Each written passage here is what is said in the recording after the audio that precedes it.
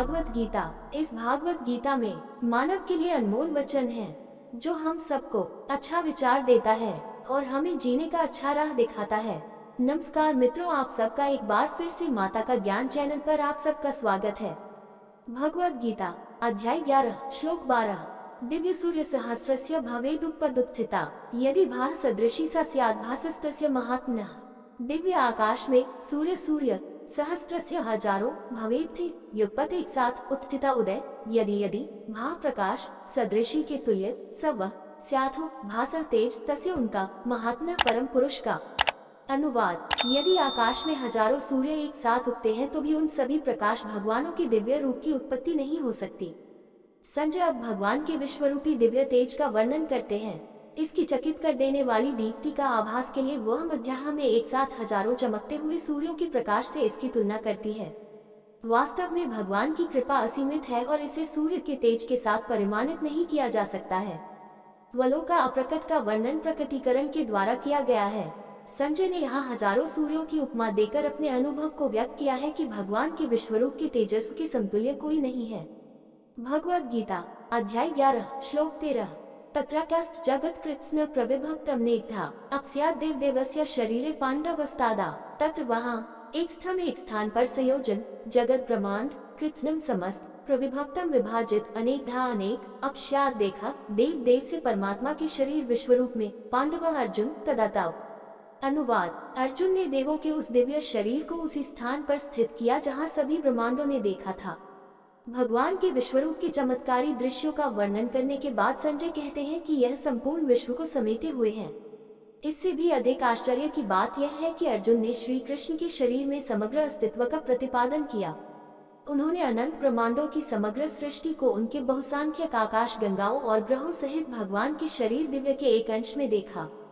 बचपन की लीलाओं के दौरान श्री कृष्ण ने अपनी माँ यशोदा को भी अपना विराट रूप दिखाया था। परम प्रभु अपने रहस्यमयी वैभव को छिपाकर दोस्तों को आनंदित करने वाले एक छोटे बच्चे की भूमिका निभा रहे थे।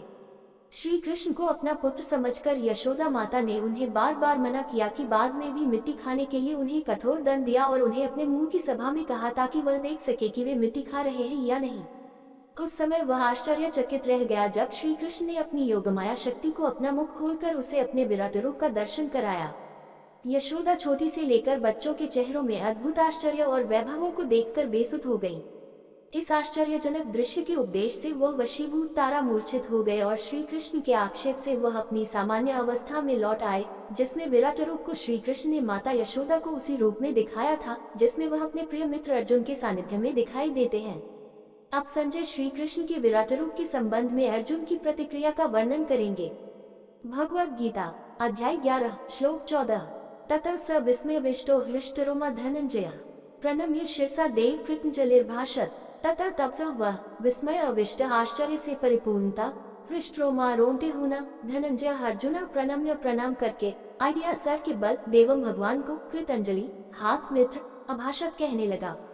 अनुवाद। विश्वरूप दर्शन योग तब आश्चर्य में डूबे अर्जुन के शरीर के रोंगटे हो गए और वह मस्तक को भगवान की संगत हाथ में लेकर इस प्रकार प्रार्थना करने लगे। सांसारिक रोक लगाने वाले उस दृश्य को श्रद्धा के साथ देखकर अर्जुन विस्मय के साथ जाग गया। इस दृश्य में आनंद के सिद्धांत से उत्पन्न उनके हृदय की भक्तिमय तंत्रियों को झकझोर दिया गया। भक्तिमय मनोभावों का अनुभव किया गया। उत्साह कभी कभी शारीरिक औषधियों में हाव भावों का चित्रण होता है। ग्रंथों में ऐसे 8 महाकाव्य या अष्ट सात्विक भाव का वर्णन किया गया है जिनमें कभी कभी भक्तों में भक्ति प्रकट होती है जब उनके हृदय में भक्ति का रोमांच हो जाता है। स्तंभभेदुत रोमांच स्वरभेदुत व्यक्तु विवर्ण्यमश्रु प्रलय इत्यस्तु सात्विकः स्मृतः भक्तिर्सामृत सिंधु। स्तंभवत होना श्वेत स्वरभन कंपन विवर्णता भस्मवन होना अश्रुपात और प्रलय मूर्ख ये सभी शारीरिक लक्षण हृदय द्वारा उत्पन्न होते हैं। कभी कभी अगाध प्रेम प्रकट होता है। यही अर्जुन को ऐसा अनुभव हुआ जिससे उनके शरीर के रोमकूप सहने लगे। श्रद्धा के साथ नतमस्तक बाया और हाथ जोड़े अर्जुन ने ये शब्द कहा। अर्जुन ने आगे 17 श्लोकों में इसका वर्णन क्या कहा है। भगवद गीता अध्याय 11 श्लोक 15।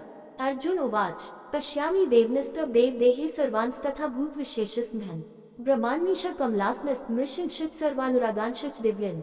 अर्जुन उवाच। अर्जुन ने कहा, पश्यामि मैं देखता हूँ, देवान सभी देवताओं को, टीवी आपके देव भगवान, देह शरीर में सर्वान समस्त तथा भी भूत जीव, विशेष साधन विशेष रूप से संयोजन, ब्राह्मणम ब्रह्मा को, ईशम शिव को, कमल आसन स्तंभ कमल के ऊपर आसीन, ऋषिन ऋषियों को, चबी सर्वान समग्र, उर्गन सर्पों को, चबी दिव्यन दिव्य। अनुवाद। अर्जुन ने कहा, मैंने अपने शरीर को सभी देवताओं और विभिन्न प्रकार के टुकड़ों में देखा। मैंने वहां कमल पर आसीन ब्रह्मा और शिव तथा सभी ऋषियों और स्वर्ग के सर्पों को देखा। अर्जुन ने कहा कि स्वर्गलोक सहित मैं त्रिलोक के बहुसंख्यक नक्षत्र को देख रहा था। कमलासनस्थ शब्द का अर्थ ब्रह्मा के लिए किया गया है, जो ब्रह्मांड के वृत्ताकार कमल के फूल पर आसीन थे। भगवान शिव, विश्वामित्र जैसे ऋषि और वासुकी जैसे सर्प भगवान के विराट रूप में ये दे रहे थे। दोस्तों, ऐसे ही और कहानी सुनना या देखना चाहते हैं तो डिस्क्रिप्शन में लिंक मिल जाएगा, आप वहां जाकर देख सकते हैं। और आपसे निवेदन है कि यह वीडियो आपको अच्छा लगा हो तो लाइक शेयर सब्सक्राइब जरूर करें।